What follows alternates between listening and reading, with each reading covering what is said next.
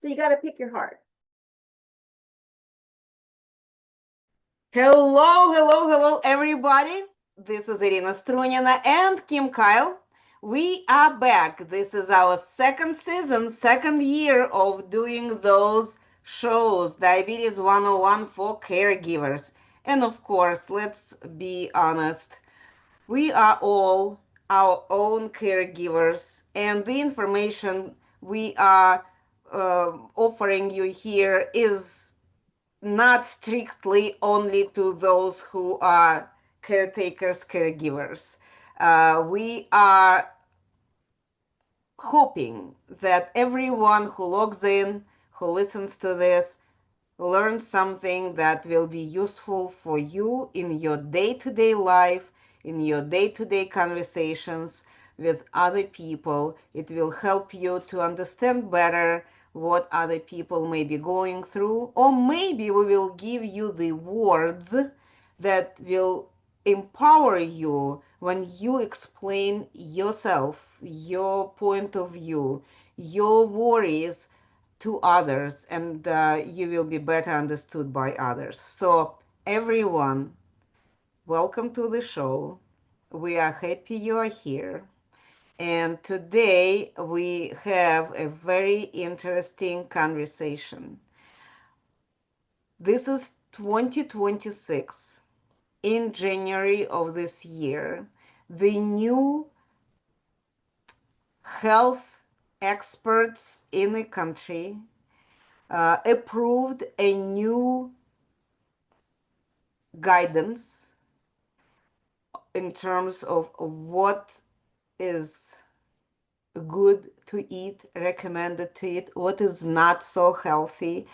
All these conversations that are very questionable. There is a lot of things that are great in the new guidance, but then there are a lot of things that can be decided differently. I know that we have many people who extremely happy with the new guidance, and I know that we have people who have questions. So I asked Kim, she is registered dietitian. This is her bread and butter. This is what she is doing on day-to-day work with her clients, with her patients, and she's working with people with diabetes, ladies particularly.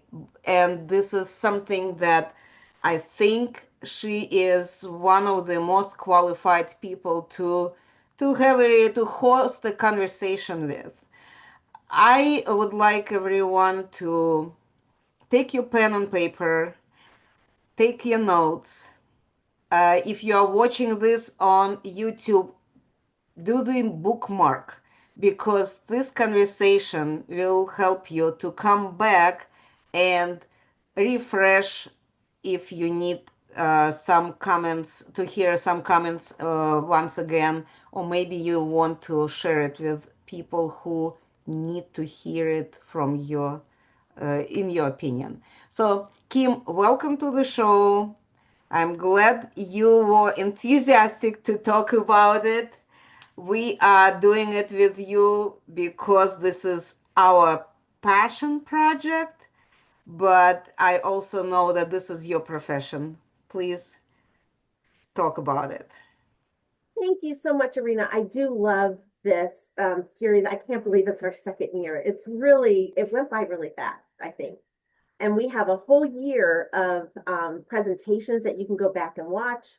Irina will probably post the link in the chat box. But Smart Move 360 and just go to videos. But also, if you do watch the video, like it, share it, comment on it, because we can get it in front of more people. Definitely. Thank you, Kim, for bringing it up. I want to promote this whole presentation as much as possible. Now, this is a presentation from my perspective of 20 plus years of experience being a dietitian, but 20 years of experience working in the world of diabetes, because this is a template. It's not for everybody. And what you'll find out, whether you're a caretaker of somebody with diabetes or somebody with diabetes, that not all of this might be for you. But I will point out the good, the not so good. I'll talk about who it's really for, because it really isn't for the general population. It's for a different process and procedures. I'll get into that in just a moment. But thank you for being here. I love doing this with Irina because we are both caretakers. We were caretakers of our family members who have passed on, but now we're caretakers of you guys because this is what we do. This is what we love. We want to educate. We want to comfort you, literally wrap our arms around you and let you know that whether you're caring for somebody with diabetes or you have diabetes, that you're not alone. This can be a really difficult process to go through. It's giving up a lot. It's changing your lifestyle. But Irina will tell you, and I'll tell you, that there are certain things that are going to be hard in your life, but you have to pick your hard. It is hard to change. It is hard to adopt a new lifestyle. But the opposite side of that, it's really hard when your kidneys fail. It's really hard when you can't see anymore. My grandmother, my dad's mother, lost her legs. That was really hard. She lost her legs because she was out of control with her blood sugars. So that's hard. I wonder if she could have made the changes and it wouldn't have been as hard, you know? I don't know which is harder for her. I know it was really hard for her to give up the food, but how hard was it to put on? She had these terrible looking fake legs and she tried very hard to walk on them. That was really hard. So you got to pick your heart. Yeah, and it's in front of you like that because my job as a dietitian, my mission statement is I want to prevent your diabetes related complications. I want to help you prevent your diabetes related complications because those complications shorten your life. You can live with diabetes for a really, really long time, really, really healthy. But if you don't pay attention now, it could lead to some of those complications. So maybe you have experienced some kidney damage. Maybe you have experienced some neuropathy. Maybe your vision isn't so good. Maybe you're getting the shot in your eyes to keep your vision. Fine, we can arrest the damage today if you just start somewhere. Welcome, Joanne. All right, Kim, you have the stage now. Please proceed to this presentation, and after you finish, we will bring everybody to the stage and we'll have a chance to talk about, ask you questions, make comments. I may come up with some comments during the talk. I But love your comment. Please, Irina, all the time when we're doing these presentations, you always bring up something that I should have said that I have forgotten. So please interrupt me. And Joanne, the same for you, dear. all right, thank Yes, you, Kim. ma'am. So there's a reason I titled this presentation this way. Let's spill the beans on the new food pyramid. I love the tagline, eat real food. Yes, that is absolutely correct. This is what I love about this new food pyramid because that's right in your face on every document, on every news show, on every paper about this new food pyramid is eat real food. Yeah, that is some advice that we really need to get back to because we have really gotten away from that. If you look in your shopping cart, assess what is the percentage of real food in your shopping cart. I think you might be surprised by the answer. I was. Maybe heard after the other way. Okay, so first, Irina always wants me to stop for a second, take a breath, and just talk about the different types of diabetes, because you might not know that. And so I always provide this slide and we'll go through what is diabetes. If you're a caretaker of somebody with diabetes, you might not have been to the doctor's appointment when they explained what is diabetes. So here it is. Diabetes really means just a higher sugar longer. But why are you having higher sugar longer? There's a lot of things that go into that. You have a hormone in your body called insulin. That's insulin's job to run into the bloodstream as soon as you start eating carbohydrates and get those blood sugars out of the bloodstream and to the cell as fast as possible. Well, if your blood sugars are higher longer, there's something going on with the insulin. It's becoming sluggish, or we can say resistant. resistant to work. I tried to humanize my insulin hormone by saying they wanted to take an early retirement. You know, they're sitting on the beach under an umbrella, you know, having a cocktail. That's pretty much what insulin does when it's not working up to capacity. It's taking early retirement.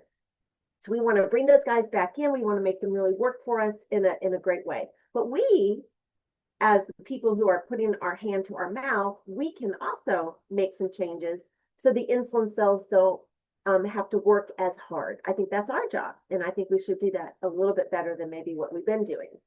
So yes, we have all of the titles here. Prediabetes is always going to come first. And I've been a dietitian in this world for 20 years. And I will tell you, what angers me the most is when my patients will come in to see me in the office and say, you know, I've had prediabetes for quite a long time, but my doctor really never mentioned that I should do anything about it. They never said this was really important. And I think that's a crime. Absolutely. You could avoid type 2 diabetes if you knew you were headed that way, if you ever had the diagnosis of prediabetes, to do something about it. It's very easy. It is very clear. We have lots of research studies that show if you ever get into prediabetes, which is an A1C starting at 5.7 to 6.4, which is advanced prediabetes, you want to kind of catch it when it's 5.7, 5.8, and start the process of reversing that, because you can reverse prediabetes. And one of the easiest things to do, and this might be surprising to some of you, a 5% weight loss. That's it. If you are a 200-pound person, a 5% weight loss would be 10 pounds. That could actually get you out of prediabetes. Yes, you probably make some changes to your diet. You probably are going to exercise more, eat more protein foods, and that's it. 20% would be amazing, but it starts at 5% to 10% to 15% to 20%. So you can take those little bites in increments. So that's easy. The other thing is we would change the diet to where it is going to be a smaller percentage of carbohydrates coming from your food, because carbohydrates turn to blood sugar. That's something that we want to lower. That will also help us lose weight. So there's lots of ways that we can get you out of prediabetes. You never have to be diagnosed with type 2 diabetes. So that is something that you really, really want to pay attention to. And there are some physical symptoms that you can see. Sometimes it's a ring.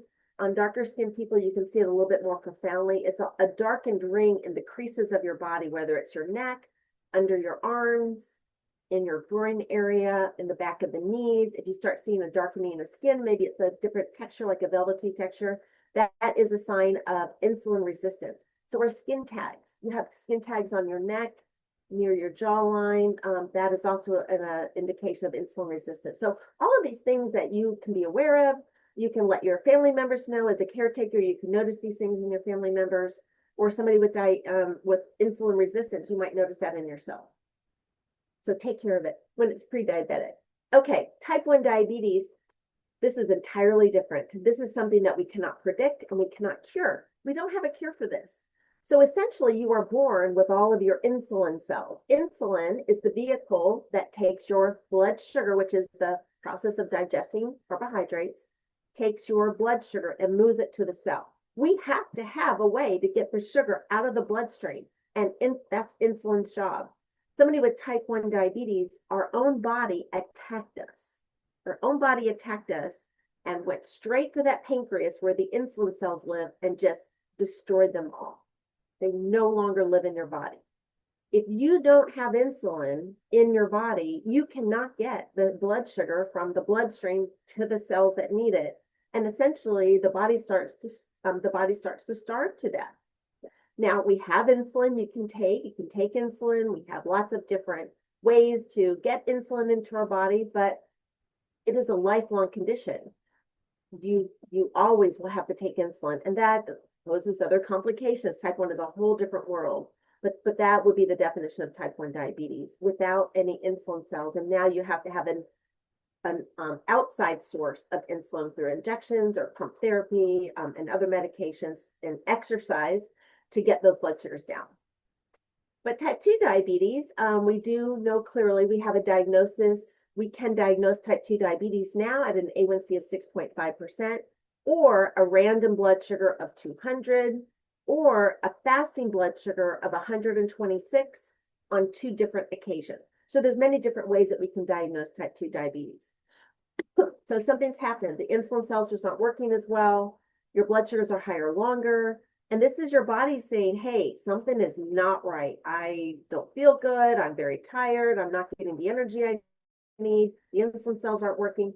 Your cells in your body are just not accepting the blood sugar from that the insulin is carrying over. And that poses a lot of problems. So how do we improve that? And there's lots of ways. There's medications, absolutely. I would definitely recommend starting on diabetes medications if you're newly diagnosed, and then working on the diet. Some people want to do it the other way, where they want to say, I'm just going to focus on the diet and get that done, and then I don't need medication. Some people can do that and some people can't. If you're not going to do the lifestyle, you got to get on the medications just to get those blood sugars lower to prevent the complications. Because essentially that's what it is. It's the complications of high blood sugar that can happen very quickly. It can happen very quickly if you have a very high A1C, or over, 5, 10, 15, 20 years if your A1C hovers around 7 or 8. But the goal is to get your A1C under 7. Between 6.5% and 7% would be a range where you would not be as prone to those complications. The bottom line is you have a role, the doctor has a role, the dietitian has a role. You need them all in your life. So if you're just going to a primary care doctor, for a referral to a dietitian. We're the nutrition experts, and we would love to help you. If your caretaker and your family is resistant, maybe you go. Maybe you go and get educated on type 2 diabetes and the diet and the strategy, because you're the one that might be shopping, preparing foods, and that's great information for you. You can listen to 12 different presentations I've done in the last year with Irina on these very topics. So there's lots of help out there for you. And there's American Diabetes Association. There's our Facebook group, which is Diabetes 101 for Beginners. There's lots and lots of places you can go for help. But just message Irina on the Smart Moves 360 website on YouTube, and then she can get you all the information that you need. Do you want to add anything to that, Irina, how to get in contact with you? Well, you did pretty good job advertising us today. Thank you, Kim. No, at this time, no, thank you. We will definitely put all the descriptions, all the links in the description of this episode. And everyone who is challenged to find me on Facebook definitely will be able to reach out through the description of this show. Thank you. Okay, so how do we get here to eat real food? Well, it started when I became a dietitian. I remember this in dietitian school. This is what we use. The pyramid on the left, that's what we used from 1992 to 2005. I graduated from college in 1999. So this is right in my wheelhouse. This is how we started. But science is evolving. So we have transitioned, which is really, really fortunate. So as you can see with the original food pyramid, we made a lot of mistakes that we probably should not have done. We put meat at the very tip, which means we should not have a lot of meat. We put dairy at almost the tip. We should not have a lot of dairy. We also put fat at the very, very top of the pyramid, which means use sparingly. I'll tell you, this did not help us. We actually got worse. Our nutrition, our kids' nutrition, our obesity rate, our diabetes rate went up from here. And so something was wrong. Finally, in 2011, we got the new my plate, or my healthy plate, or my plate method is how I call it. And this was a radical change. And this is what I love the most. I still love this the most, honestly. But it showed us where to put the food. So really protein and, is not really supposed to be sparingly. It should cover a good amount of your plate.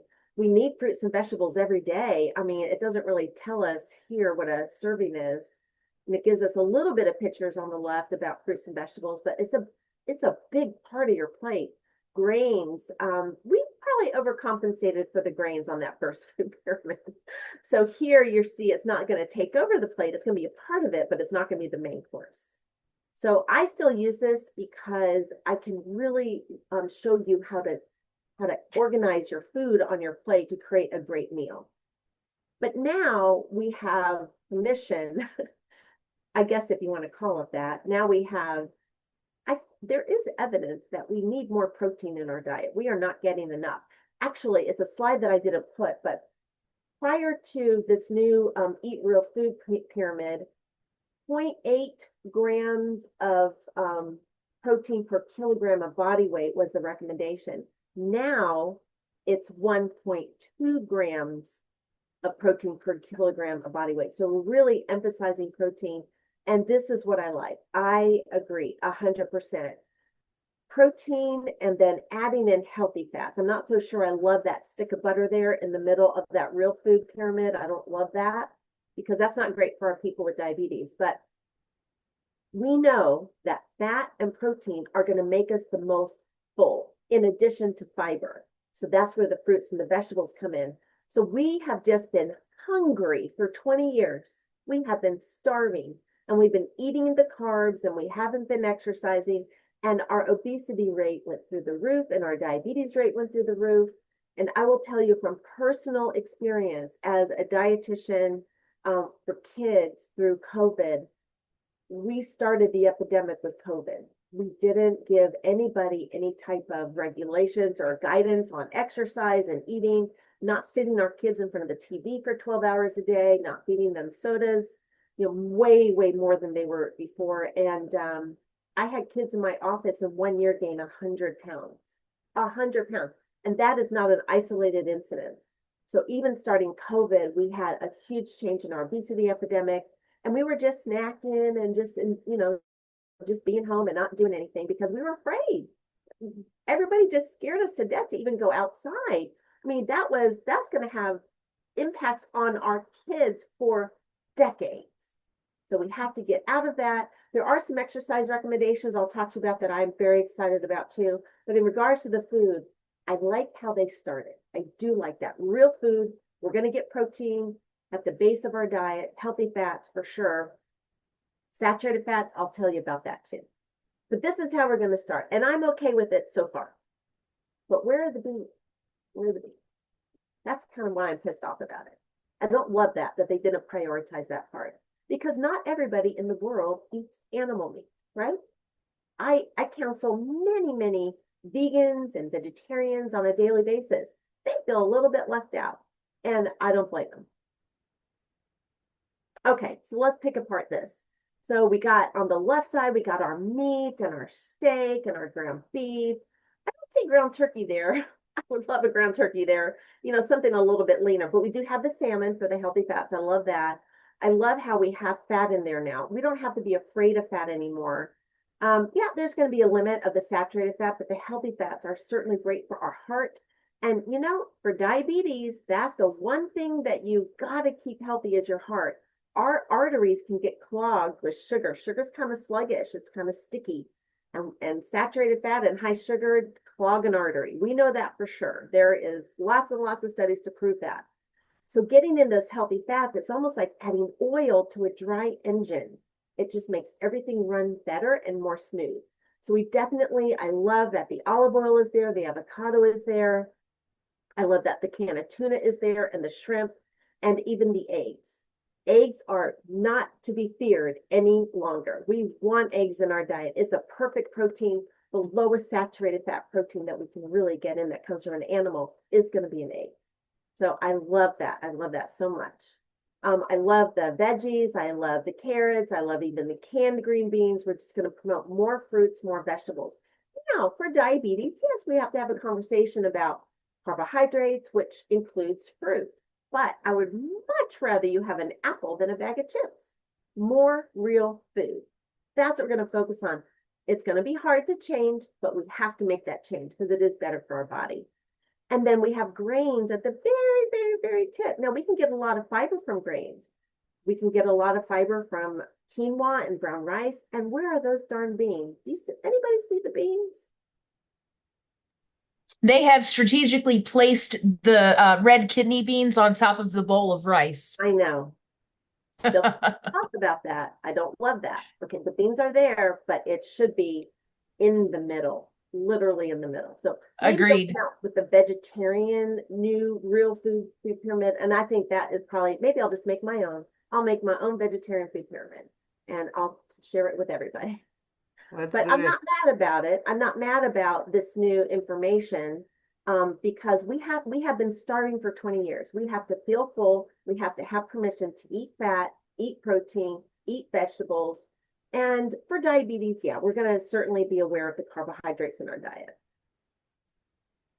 Here's another way to put it. I just look for a couple different ways that this is a lot more food. I'm not going to go through every one, but I'm not mad about it.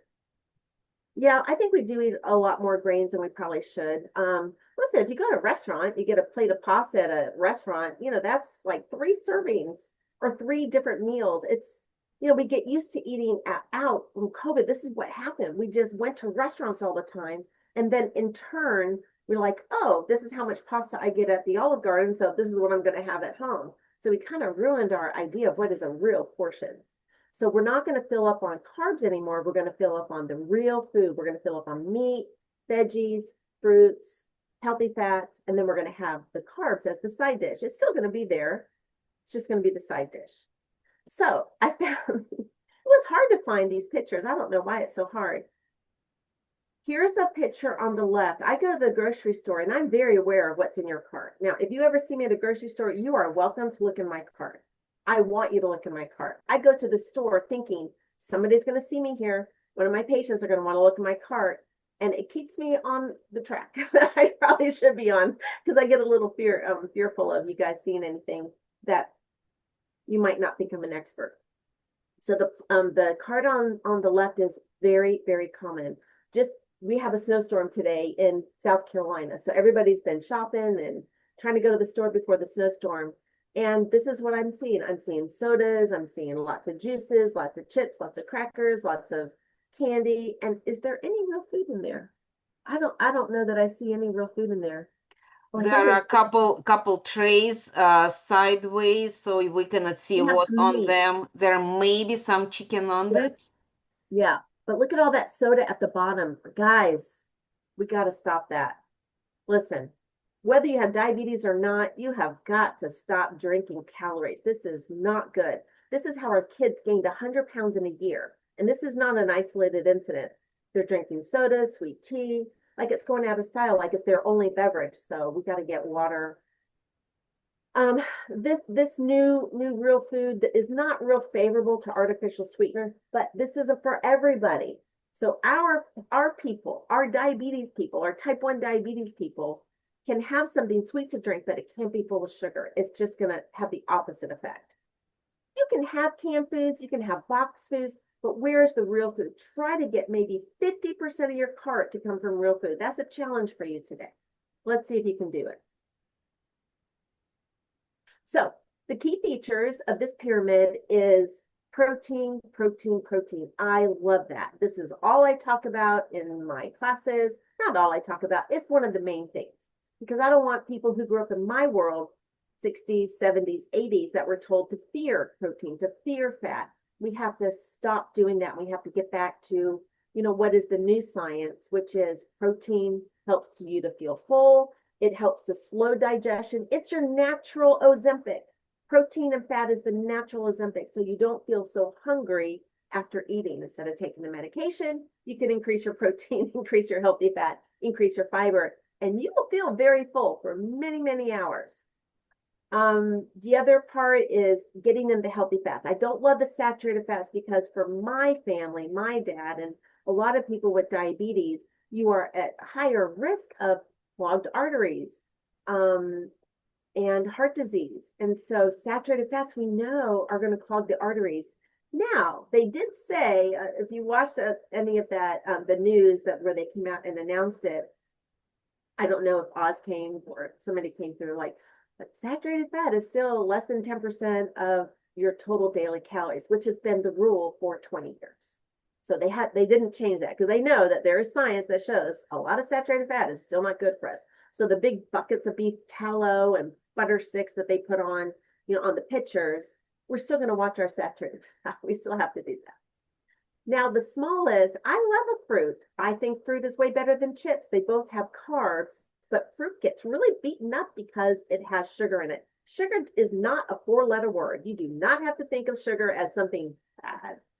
Food's going to have sugar in it, especially if it comes from a fruit. We're not adding sugar. It was born that way. So we're going to be very accepting of fruits. It's a carb, so it's going to go in our carb allotment for that meal or for that day. But it does focus on real food. I love how they put real food. Eat more real food. I mean, you can't get any clearer than that. And that's what we have to get back to. And I really hope that my dream would be free real food. Is there a way where we can get vegetables and fruits and, you know, beans and things that don't cost us an arm and a leg? Is there a way where we could subsidize the fresh fruits and have them? I don't know how we're going to do this. It's just my dream that everybody gets a shipment of fresh fruits and vegetables, you know, every week to everybody's household. That would be my dream. If I'm a billionaire, I'm making that happen. Irina, we gotta make it We'll happen. work on it. Yes. But right now, especially I work with a lot of ladies who are pregnant with diabetes, and they're like, you know, it's just expensive, and it is expensive. I look at the prices too. I'm there shopping with you, but I'm a big fan of frozen vegetables. We can get some frozen vegetables in, even canned vegetables. If it's less money than the fresh, it's still going to give us that fullness. It's still going to give us the fiber. It's still going to give us the things that we need from that, the vitamins and the minerals. So don't be afraid to get something alternative compared to a whole food. Now, if it's, you know, apples to applesauce, yeah, somebody's messed with that. So try to see if it's not been messed with. Like green beans into a can is still green beans. Green beans frozen is still green beans. So try to still think about that whole food that hasn't really been changed all that much. And yes, less added sugars. Yes, we can absolutely all do that better. But where are the beans? Again, it's just, I just wanted to make my point, and I think I have done that. Where we want beans. Look at how beautiful they are. I mean, forget about all the health benefits. This is gonna colorful. That's gonna bring color to your plate. It's gonna bring fiber. It's gonna bring gut health, digestive health. Everything is in a bean. Lots of minerals and vitamins that we need that are essential. So don't be afraid to get the beans, even though they didn't show it on the picture. I'm showing it here. So proof that I don't know how many dietitians were involved in the new food pyramid. That's still research I'm going to do. I don't know yet, because my academy of dietitians has not been real loud about this new food pyramid, and I wonder why. Maybe they didn't have Maybe the nobody dietitians. offered them a mic. That could be. That could be. Yeah, the dietitians they can get pretty ecstatic about this in a way. I think a few have used some cuss words on some of the TikToks that I've seen. I'm not going to do that today because I do like some of it. Now, really, who are these guidelines for? And this is exciting. This is why this was such a good change. If you have been in the lunchroom in the last decade, look at what they are feeding our kids. Crap. It's horrible. It's pasta and corn and applesauce and, you know, a low-fat milk. That's not going to fill up our kids. Our kids are going to be starving in 25 minutes after eating that. So now I hope there's going to be more money available to fill those lunches with protein, healthy fats, more vegetables, eating real food. I think this is really going to help our kids so very much. And I started my career as a WIC nutritionist. I loved that job. I loved taking care of kids and babies. And I'm telling you, juice and cereal were the main things on those coupons in the early days. We didn't have a coupon or allotment for a fresh fruit or a fresh vegetable. They have changed that over the years. But now I hope that we're going to have more money available for moms. And we don't have any money for meat.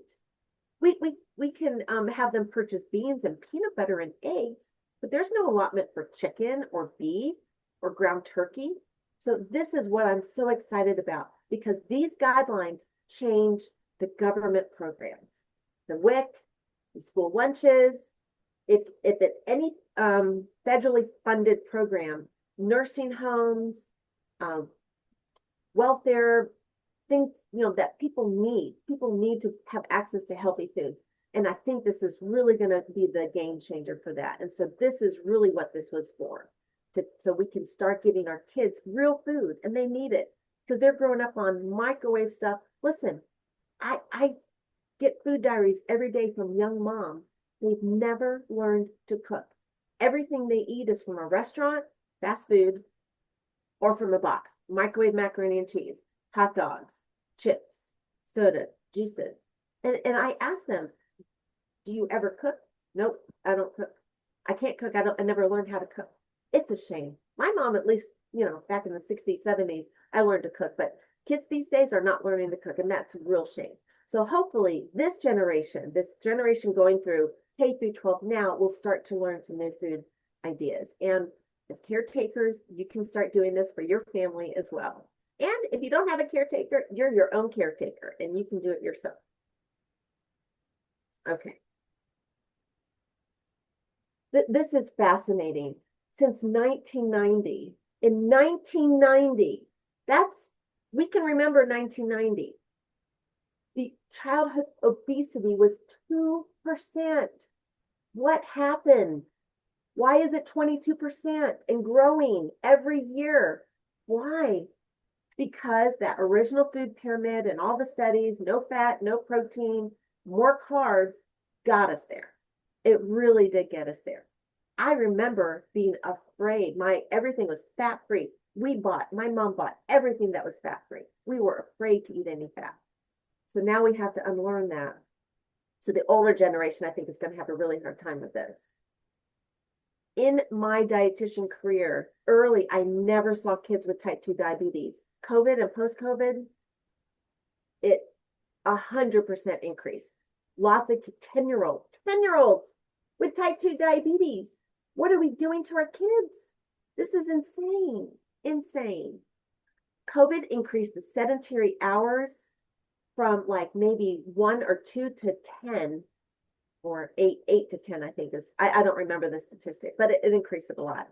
Kids had more access to sweet beverages, more unprocessed food or ultra processed foods like cereals and chips and sodas, and there was nobody said a thing. Hey, mom and dad, even though it's COVID, still get your kids to the park. But do you guys remember that police officer chasing that person who was walking on the beach? Wasn't even near anybody. They were chasing people to get off the beach. That is insane. So we did it to ourselves. This is really, really terrible. And somebody needs to go to jail for that, in my opinion. But we didn't go out there and say, hey, don't put your kids in front of the TV. Let's do some inside activity. Let's do something to keep everybody healthy and safe, but still exercise. But nobody stepped up. We did one person at a time, but it wasn't national. So here we are. But I am glad that we did get that new food pyramid. Oh, I don't know why that slide isn't working. That's okay. It was just showing you here it is.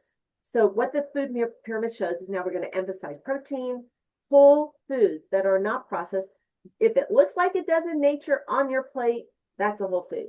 Now that steak, yeah, I guess if you looked inside the cow, that's what it would look like. And those are lovely vegetables. Yes, we grow those in our garden. It kind of looks like it does in our garden on our plate, but they've been cooked, and that's great. Less focus on refined carbs and more healthy fat. I love it. But still, the saturated fat is less than 10%. So let's talk about that. So I have gone on the Diabetes 101 for beginners and looked at some of their, like, oh, this is what I had for lunch today. And it's like bacon and cheese and meat, and there's not a vegetable in sight. It's just meat. I don't think that's a great choice. Your blood sugar is not going to go up, but now you're going to clog the cells with a lot of fat, and it's not going to have any room for the blood sugar. So your blood sugars can still stay high if you eat like this. Eventually they will. So I think we still need to make sure that people know, what does 10% of your calories mean? And I am going to show you that in just a second. But saturated fat may worsen insulin resistance.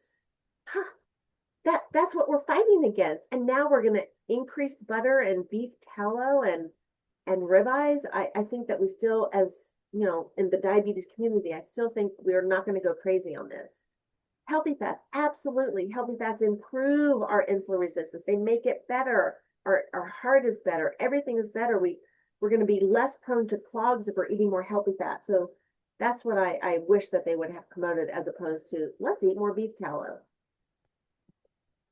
Saturated fat promotes inflammation. Yeah, we don't want that. We're already inflamed with high blood sugars. We don't need it from saturated fat. So for you, out there, caretakers or somebody with diabetes, you still got to watch the saturated fat. You still got to do that. But look at how much beautiful this picture is of all the healthy fat. Pumpkin seeds and salmon and avocado oils and walnuts. And this is beautiful. I love this picture. Healthy fats, we know this. Omega fats from that salmon, we know that. Mono and saturated fats, polyunsaturated fats are vital components to a balanced diet, and it reduces inflammation, improves insulin resistance. Improves your insulin sensitivity. It helps prevent complications from heart disease. So we really should have this as one of the bigger parts on that new food pyramid. What does 10% of your calories from saturated fat mean? So most women around 1,800 to 2,000 calories, 10% of that would be 18 grams of saturated fat a day. We're not going to get zero on saturated fat, and that's okay. We can have some. 10% is okay. 18 to 20 grams. Probably a man, an older man, maybe man in their 30s, active, about 2,500 calories to 25 grams of saturated fat. But how quickly is that going to be used up? So what's below here are what does 10 grams of saturated fat look like? Almost a tablespoon of coconut oil, almost a full tablespoon of butter. So if you got 2 tablespoons of butter in your day, you are almost at that 20 grams of saturated fat. Where are you going to fit in the ribeye? Where are you going to fit in the beef tallow? You're going to have to give that up for the day. Yeah, Irina. I'm just curious how one can consume 2 tablespoons of butter in a day. It's you use the tablespoon for it, right? Because if I put the butter on my piece of rye bread, I smudge it there, right? It's not the tablespoon on it. So this is kind of, to me, hard to imagine these pictures. Living in the South, this is very easy to do. Because I gotta tell you, I could very easily eat 2 tablespoons of butter, like in one sitting. Yeah, this is very, very easy to do because we're going to the carnival and we're eating fried butter sticks. Okay, in the South. Fried butter sticks, exactly. Right? Am I? That's not wrong at all. Yeah, that's what we do here in the South. That's right. We're going to use 2 tablespoons of butter just to cook an egg. Exactly. To cook an egg. Yeah. So it's very prominent here. Maybe not so much in the North. I don't know. But I've lived in the South for 30 years now. So yeah, that's how we do it here. Yeah, I've been here in East Tennessee for 22 years now, and we use butter for everything. We use it to make grilled cheese, use it to fry eggs, use it in the cornbread. It's a staple.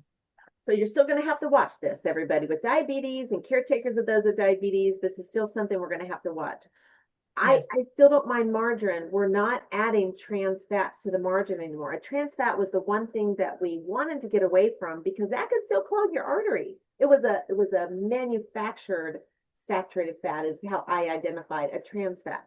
Now it's really completely out of most of our food products and in our restaurants. But I still like a margarine because it's a lot less than saturated fat. But from time to time we do use butter. But pork sausage, maybe turkey sausage would be a better choice. So there's a lot of choices that we can make here. Maybe instead of ribeye, we have a T-bone or a filet or a filet mignon or something like a sirloin, something less saturated in fat. We can still have all of these foods with a little bit of adjustments. But that's very, very easy to spend 20 grams of saturated fat in a day and more. So you might want to pick your favorite and just stick to that. I don't think I'm going to be buying beef tallow in a tub. I don't think I'm going to do that. I remember back in the day, my mom still does this. If she cooks real bacon, she'll save the grease and use it to cook like vegetables. That's how I grew up. We're not going to do that anymore. We don't do that. We'll use it on the horse's hooves, to maybe help with the moisturizing of the cuticles on the horse hooves. That's how I remember using it, but not cooking the vegetables these days. So compared to the saturated fat and butter, look at avocado. Yes, lots of healthy foods still have saturated fat, but in just a half avocado, it's only 2 grams of saturated fat. That's great. Oh, the whole avocado is only 4 grams of saturated fat. That's a lot more food and a lot less saturated fat, and it's going to be healthy for your heart and your arteries instead of taking away from your health and your arteries. So these are things that you can add that have saturated fat, but not as much. And so it would take you a really long time to get up to 20 grams of saturated fat if you're choosing healthy fats mostly. And that's okay. Less is more. Less is more when it comes to saturated fats. Fish. We're not eating enough fish. And I think having that big slice of salmon there on that real food pyramid is going to promote, hopefully, people to eat more fish. Salmon has fat. Yes, it does, but it's a good type of fat. Again, it's like adding oil to a dry engine. It just makes everything work more smoothly inside your body. So my mission statement is to help you prevent complications from diabetes, or to stop the damage at least. And we have some key things that we can do. And for somebody with diabetes, we're going to take some elements of that real food pyramid, but we're going to tweak it to your best outlook, to your best success with diabetes. Weight loss, 5%. If you're 200 pounds, 10 pounds is 5%. That's easy. You could do that in 2 months. You could easily lose 10 pounds by stopping drinking sodas, eating more protein, getting more full so you're not snacking on so many chips and crackers through the day. There's so many ways that I could help you with that. The DASH diet, that's a pretty strict diet, but I do have a lot of my diabetes patients who not only have heart disease, but have high blood pressure. And often the DASH is very, very low sodium, more plant-based eating. They're not eating a lot of meat, maybe a little fish and shrimp, but mostly beans. That's where the beans come in. This is exciting. The new food pyramid does promote more resistance training. This is the information I didn't get in my 30s and 40s that I wish I would have gotten. We have to build our muscles. And for those of you who are on the GLP-1s and you're losing weight, great. But if you're not weight training, you are going to lose your muscle. And if you ever get off those GLP-1s, everybody is gaining the weight back, because our muscles is our metabolism. The more muscle we have, the more calories we can burn. So this is exciting, and this is so, so important. So please, you're going to start 150 minutes a week of exercise. That's easy. That's like 30 minutes, 5 days a week. You can do that. 30 minutes, find 30 minutes. And 2 of those days, you're going to be doing 30 minutes of weight training. Get a stretchy band, get some 2 or 5 pound weights, go find a $20, a month at a gym. I've got a Planet Fitness that has all the, machines. That it's so easy to build muscle. So, so easy, but it's essential for our aging, for women who are menopausal. You've got to have that muscle already built, because you're going to lose it in your menopausal stage. And what I love is they're talking about sleep health. 6 to 9 hours of sleep, that's what's recommended to improve your, absolutely. Listen, what comes first, sleep apnea or diabetes? I'm telling you, you're not sleeping well, it is a precursor for diabetes. Absolutely. For prediabetes, which can lead to type 2 diabetes. Many, many people have sleep apnea and type 2 diabetes. It's the sleep. You get better sleep, your blood sugars are better. So I'm glad that they pointed that out. And then we absolutely have to talk about eye care, foot care. I see a lot of pictures on the Facebook group. Like, that looks bad. I don't think you should be showing that to the Facebook group. We are working really hard to minimize those pictures, but unfortunately, we cannot see every post and every comment. So periodically they slip through. Some of them look pretty bad. It's like, and there are some great people, and there's like, don't show us the picture, get to the doctor, go to the ER, get some help right away. And mental health, this is really tough. Having diabetes or type 1 diabetes, I mean, it really, really is tough. Being at risk for blindness, amputations can really steer somebody into a depressive state. So getting mental health help, counseling, faith, faith-based groups, getting to church, if that's, something that you think will help. I think that does help absolutely with anxiety. To know that there's somebody else in charge that can help you through a lot of these hard times and these transitions in your life. But, my family, personally speaking, amputation, blindness, heart disease, it affected everybody. So these new guidelines, I think, can really, really help us. So I'm going to go back to where I love to be, which is my plate. I love the plate method. The plate method just works.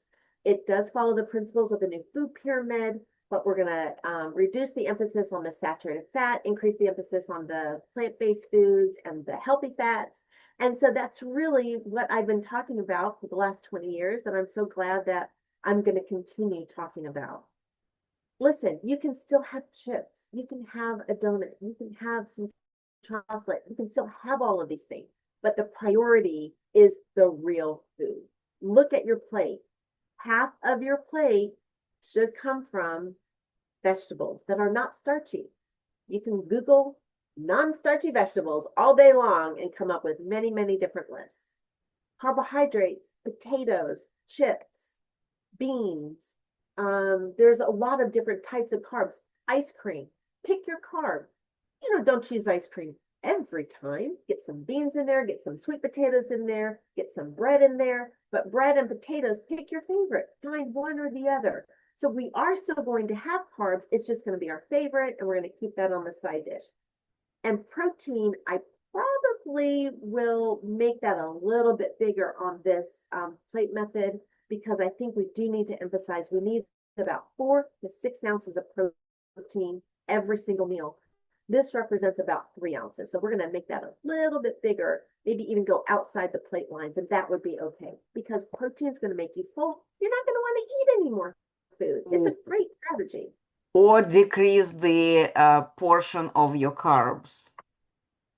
But not eliminate them. I'm not I'm not saying eliminate, I'm saying decrease the portion. Just make it smaller, make the bigger the protein. Yeah. But we still need it for fiber and for heart health and clearing our arteries. It really does. It's like a scrub brush to our digestive tract. Now, this one probably, I don't know, I say that might be a 1/3 cup of rice. We have a small apple. A 1/3 cup of rice is about 15 carbs. A small apple is about 15 carbs. So let's say maybe that's about 30 carbs in that plate. That's about right. We got a lovely piece of salmon. We got lots of vegetables. This is real food. This is how your plate should look. This is wonderful. Superfoods, always kale, chia seeds, beans, salmon. These are great foods that we want to make sure that you are eating. And these are whole foods. And so if we're going back to, let's add more real food to our plate, these are the things that I would recommend for somebody with diabetes, because you can improve your heart disease. You can lower your blood sugar. You can clean out those cells of fat so you're not at risk of clogged arteries anymore. You can do all of this with healthy fats and fiber. Hydration. They did make a point about artificial sweeteners. And again, the guidelines are not for everybody, but for my people, type 2 diabetes, type 1 diabetes, pre-diabetes, we have to get away from those sugary drinks. The artificial sweeteners are not going to cause cancer. They're not going to kill you. We have proven that over and over again. I wouldn't make that my only drink of the day. Maybe for a lunch and a dinner, maybe 1 or 2 drinks a day of like a Coke Zero or Sprite Zero or Crystal Light. But the rest of the time, you should be drinking water. Water. So that is very, very good news. So we need 15.5 cups a day. Oh, the clinic recommends 3.7 liters. Oh, that seems like a lot. 11.5 cups a day. Yeah. I mean, really, every hour that you're awake, this was what I learned in dietitian school. Every hour that you're awake, you should be drinking 8 ounces of a sugar-free beverage. Every hour of the day. We're up for about 11 hours. Okay.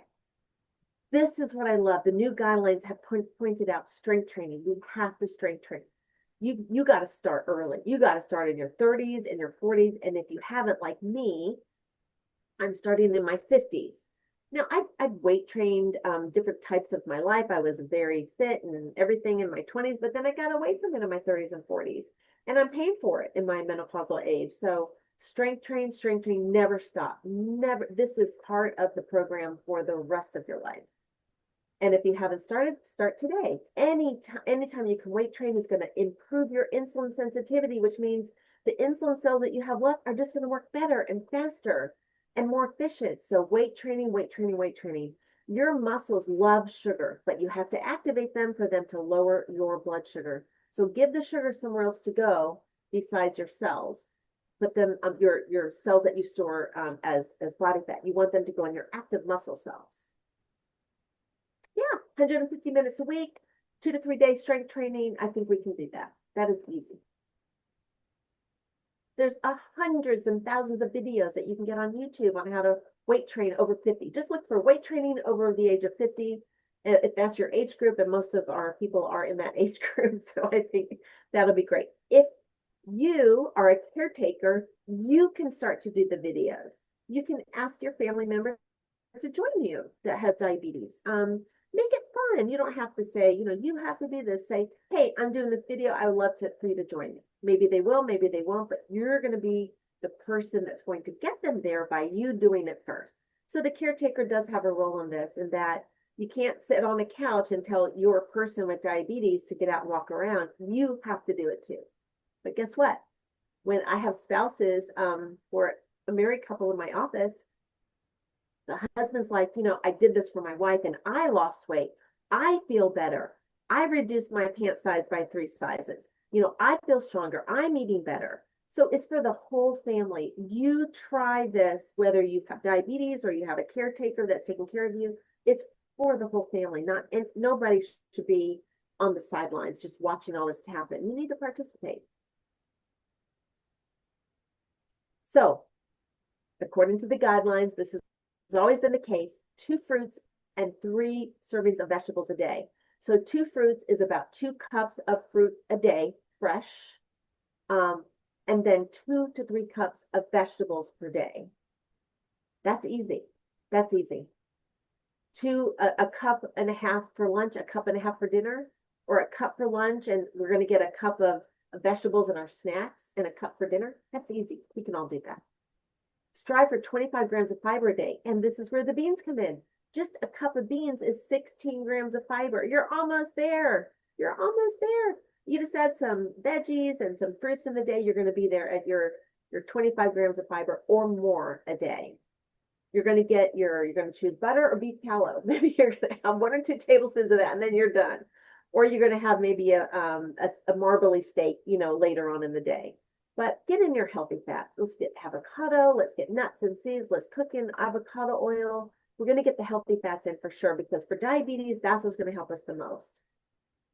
Lean protein, less marbling, more chicken, more turkey, more sirloin, more salmon, less of the ribeyes, less of the fattier meat. And it's okay. We can still have our brown rice and our quinoa and our whole wheat bread, 100% whole wheat, or our Dave's thin bread. I mean, there's lots of ways we can still get in the grains. And we can get those beans in there for the extra fiber. Now, a whole grain would be the definition of, if you look on the nutrition facts label and it says 1 slice of bread, 3 grams of fiber or more per slice would be an indication that would be a good choice. So thank you for listening. Thank you for being here. This is a very interesting presentation for me to do. I learned a lot, but I learned that as a dietitian, I'm still gonna help you. Everything that I've been teaching for the last 20 years is still valid, but we are pulling back on the carbs and increasing the protein, increasing the healthy fat. So you feel more full, so you're not snacking all day, so we can always wait and live a longer, healthier life. Thank you, Kim. Thank you. This is wonderful that you actually went over every point of this new food pyramid. I'm glad that this is not as long as the one that we had before. What I didn't really look that closely at the previous one, but I've heard that the previous had hundreds of pages, and this one is much shorter, which means easier to digest, easier to look over, and to learn more. And there are a few points that you brought up, and I wanted to just to emphasize. Uh, we learn about the food, we learn about the movements, we learn how to organize our sleeping regimen. And the part that I wanted to bring up for everyone, the community, the stress control. And this is something that we doing now, just right now. We are inviting everyone to be active participants in those events. We are inviting you to be active participants in our Facebook group, Diabetes 101 for Beginners. I have to say that I am getting on the wagon of organizing live events. So this is January. In March, there will be a live event in Atlanta that I am inviting everybody to participate in. There are events are happening on a daily basis. Right now, I invited several healthcare professionals to join our event today, but they could not because they all hosted their own events. So you just look for it, it's out there. A lot of them are free to join, a lot of them are for education, information, to get you moving, to equip you with the knowledge, to connect you with people who can help. And please use this opportunity. Thanks to technologies, we can connect now without leaving our house. Then it's up to you. If you would like to join it live, you go ahead and get in the car or get in the bus and get there. Or if you're just the person who does it virtually, you could do this that way. The point is, do it. And I'm glad that we had this chance today to talk about all this. Irina, Joanne, I will pin you in as well. You have to Yeah. open the face to get pinned, to participate in the conversation. options. For some reason, I can't get my camera to work. I don't know what's going on. So then you will need to chime in just the audio. Before we move on, I wanted to just to remind everybody that this recording and all our previous recordings and all our future recordings are available on our YouTube channel, Diabetes. It's called Smart Move 360, and we have this show, Diabetically Speaking with Smart Move 360. But there are also the special playlists that is called Warriors. There is a special playlist that is called Diabetes 101 for Caregivers. There is a special playlist that called Webinars and Masterclasses. Please go and explore it. Smart Move 360 is your path to there, but there are plenty to look at and educate. And when you go through the podcast episodes on Diabetically Speaking with Smart Move 360, in most descriptions, I have a link to how to connect with the person who I am talking with. So use this opportunity. I wanted everybody to be active participants in your life. Caregivers, you got to take care of yourself. You got to. Otherwise, you will not be able to provide necessary help and support to your loved ones. Take care of yourself, and this way we will be working as a team, helping the ones who need support as well. I have a few comments, if I might. Sure, absolutely. Kim, I cannot agree with you more about the whole principle of eat real food.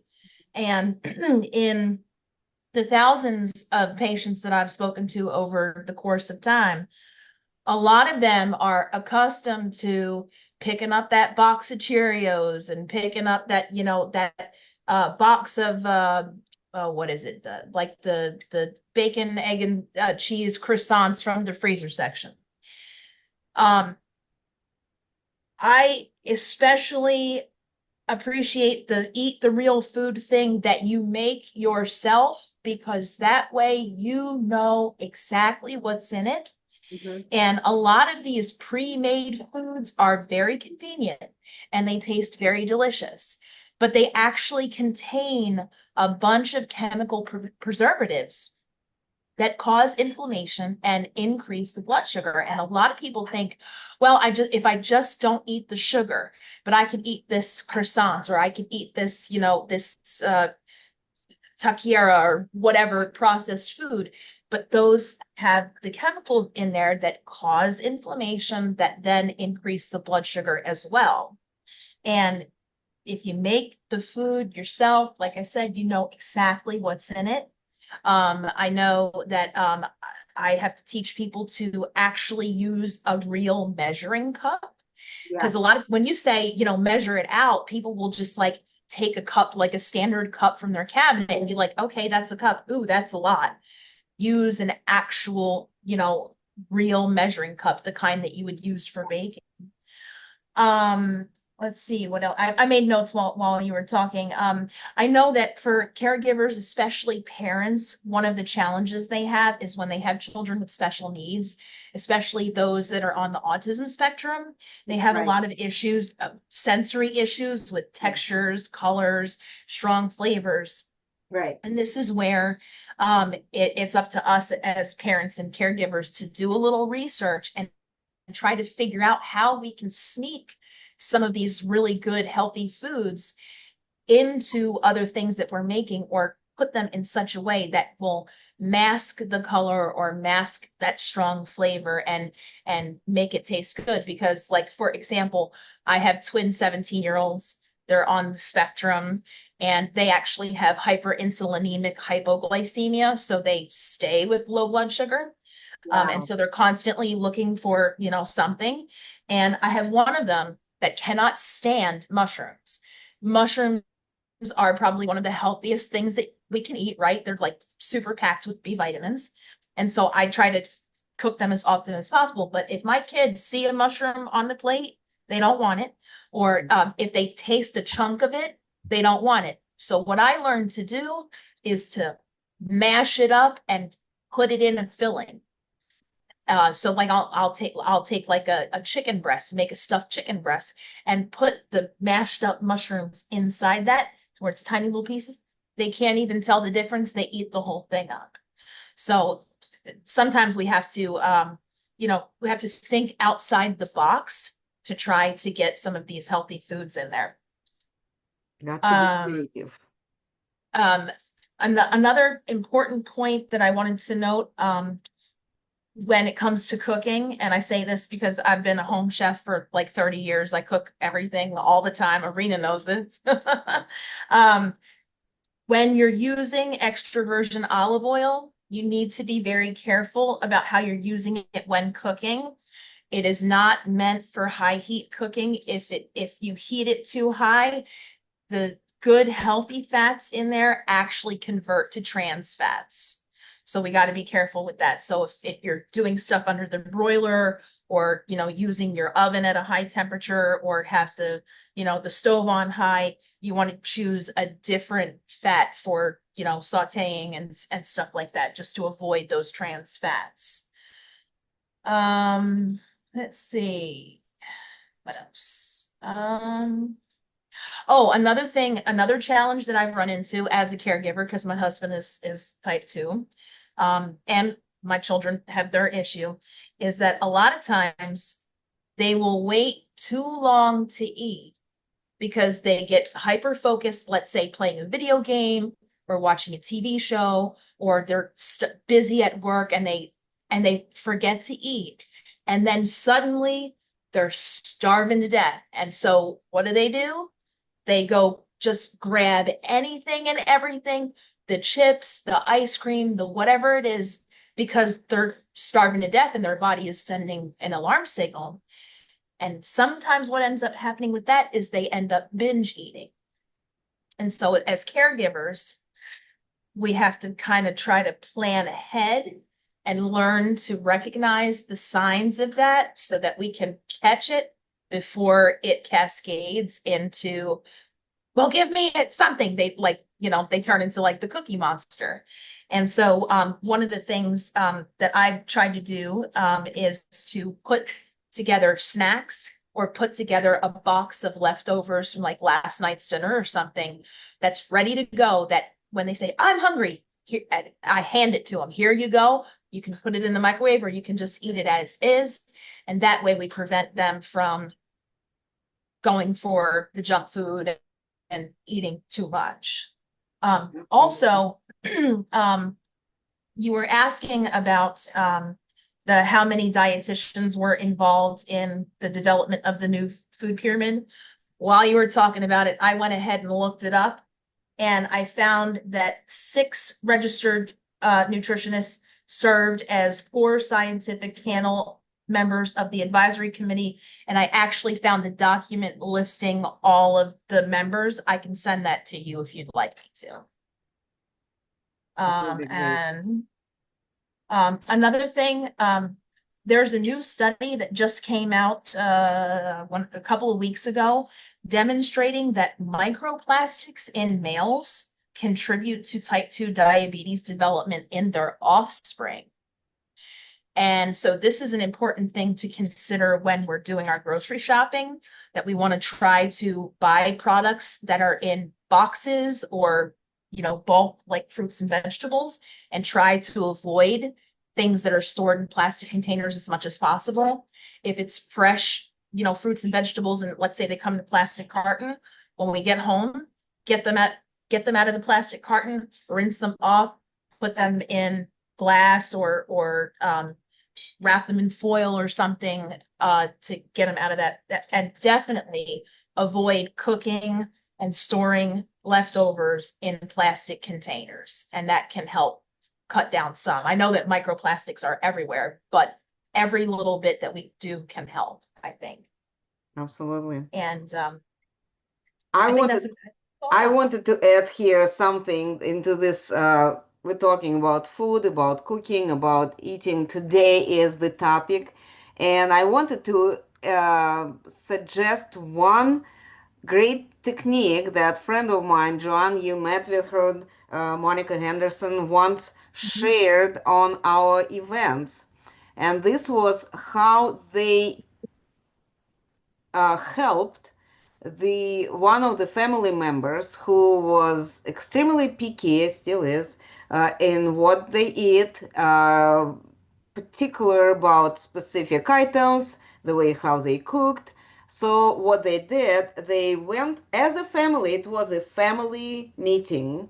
They went together over the list of recommended, suggested vegetables, protein list, the lagoons, everything that was that they had to make a choice. And everybody selected what they definitely will not eat and what they definitely will eat. Uh, so basically sorted out. Then they did put all these lists together for family members. They compared everything, absolutely took down what everybody said that they will not eat. They made sure that what is everybody's favorite is on a green list, and what, okay, I will eat it. Okay, maybe I will put extra, cheese on it. Maybe I will cook it a little bit harder or fry it a little bit crispier. So they made all these selections, and that's what they were using when they are going grocery shopping now, because they know that if I buy this, somebody will definitely will not eat it, so we'll just skip that part. But if I buy that, everybody will eat it, so let's buy this. And that's what I find very helpful when you do planning for the family meal, to make sure that at least everybody will eat it in one shape or form. So that's something that I remembered today when I was listening to Kim's talk and thought, I need to share that. I think this is a very useful tool. Um, so, Kim, if you unmute yourself, you could talk too.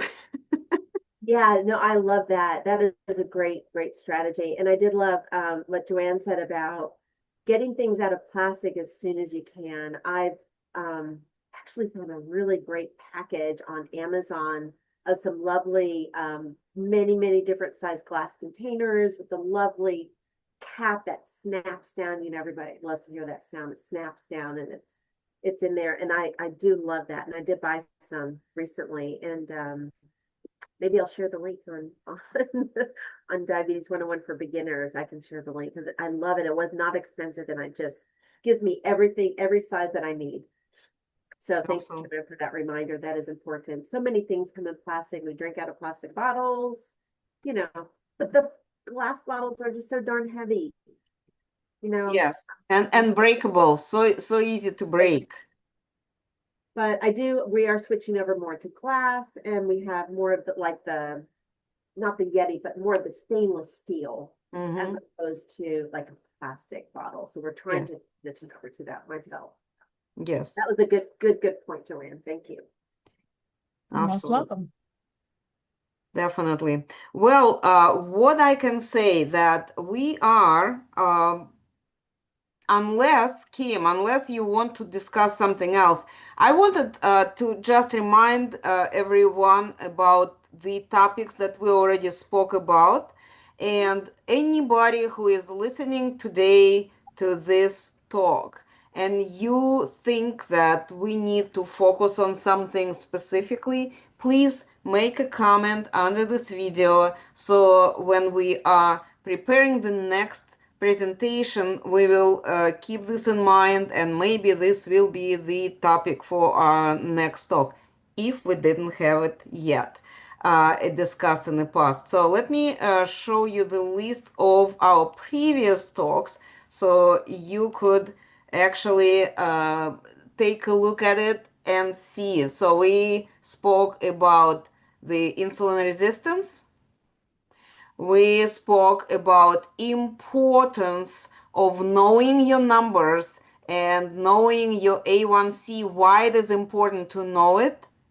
We spoke about, Kim did a wonderful presentation on different medications for that are being prescribed by the doctors when to people with diabetes, and what we as caregivers need to know about them, what to expect, how people can react to certain medications, and to be more aware of those reactions, because I do remember that for myself, it was really hard to understand what is going on with my husband, what is happening to his reaction, why he is not he's refusing to have certain kinds of foods, even though he kind of liked it in the past. But that medication is making him feel not as good in combination with this food. So,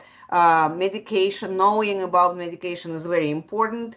When we are going shopping, it's very important to know how to pick the proper ingredients, and reading labels is important skill, and we had the whole presentation on that.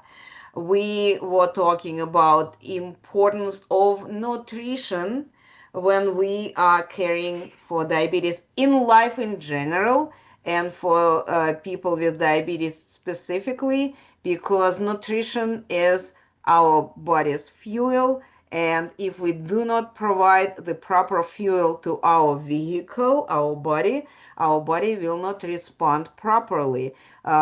If you put in the Mercedes the oil that is not for this type of car, or the gas that is not for this kind of car, this great vehicle will not take you too far. It will create you more problems than the pleasure. So very similar with our bodies. If we feed the proper nutrition, we will be enjoying our life much better and be much more productive and be much more fun to be around. The snacks is always a big topic in our Facebook group, Diabetes 101 for Beginners. And because of this, we had the whole talk about the snacks. We then proceeded with discussing all three meals. So we had the talk dedicated to breakfast, to lunch, and to dinner. But the dinner, it was not just the dinner, but very often we people, social creatures, we go out, we meet with our friends, we go after work. When we are on a road, when we are on a business trip, we got to eat something and we go out.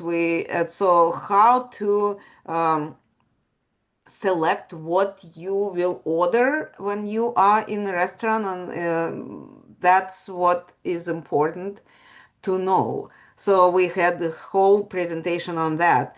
We were talking about the continuous glucose monitors. This was a great educational piece because very often people who have this diagnosis, doctors may give them the CGM and they bring it home and they are not using it. And caregivers don't know how to help them. But that tool is extremely helpful not only for those who have this diagnosis, but also for caregivers because it can be connected to your phone and you can really see the real life what is the result of activities that you just had. Maybe you had an argument and how the blood sugar is responding to this argument. Maybe you had extremely pleasant walk outside and how the blood sugar responding to it. Maybe the meal that we just had together did not spike your person at all. So this is information that's extremely helpful when we are caring for someone and we have the data. So we had this conversation. We had the talk about how to prepare for the holidays. And this is something that we are very good at, making excuses, falling off the wagon when the holiday is coming. It could be birthday, it could be the national holiday, it may be the party in the office, and we have this excuse, oh, I just ruined everything that I worked on, and I don't know, nothing is helping. So listen, this is just one time episode. You could get back on the healthy wagon. Let's do it together. And when you are at the party, at the gathering, there are options. Just make sure that you remember about it. And of course, we spoke about the last one was the plans for 2026 for the new year. Um, there is a lot of things going on. People put for themselves a lot of plans, and unfortunately, if the plans do not happen in the first 2 weeks, we kind of say, oh, it didn't work, it's not for me. I hope you are not the one who said that. We are here for everyone to support you, to provide information. Kim is great research source. Joanne is just crazy bookworm. She will find for you any fact you want to know. So reach out to her. She is really great resource for anybody who is looking for some scientific and scientifically proved and research supported facts. So plus in our admins team, we have amazing people, and David, he is the scientist by the job experience and by heart. So he will find for you whatever information and he will organize it for you in a nice chart or table and will present it to you if you need it. So please don't hesitate to use the community that you are in already. Great resources, great information, and we are all hoping to be helpful and useful for you so you could be more successful in your goals and dreams and in life in general. That's my last little spiel. Yeah, lots of topics we've done, and I think we've covered a lot, but there's so much, I mean, it's endless, really, what we could do. So yeah, if anybody has any ideas of what they would like next, I'm open. Absolutely. For a couple of weeks, it will be open. After that, we'll make a decision and Kim will dive into the preparation. But we always have the next month when we can use your recommendation. So never be shy to comment and ask questions. We will be here to look for the answers. With that, I think we will wrap up for today. I appreciate very much, Joanne, your contribution. Kim, as always, thank you for your work. I know you did put a lot of hours researching the information and putting it in a slide presentation, so I appreciate you doing that. And as for myself, I'm glad to have partners like you are. And in the future, we will just continue this work, and I hope everybody is staying warm, is staying safe, making good choices, knows where to call. Who are you going to call? Don't call Ghostbusters. Call Diabetes 101 for beginners. We will help you. Stones for those across the world. Yeah, I hope everybody is able to stay warm. Yeah. Yes, yes, absolutely. Till the next time. Thank you. Bye. Bye, everybody. Bye.